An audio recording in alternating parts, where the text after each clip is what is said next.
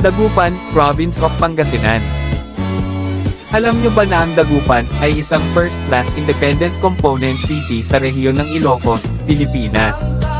Ayon sa census noong 2020, mayroon itong populasyon na 174,302 katao. Matatagpuan sa Lingayen Gulf sa Hilagang Kanluran gitnang bahagi ng Luzon, ang Dagupan ay isang pangunahing sentro ng komersyo at pampinansyal sa hilaga ng Maynila. Gayon din, ang lungsod ay isa sa mga sentro ng modernong serbisyong medikal, edukasyon, media at komunikasyon sa North Central Luzon.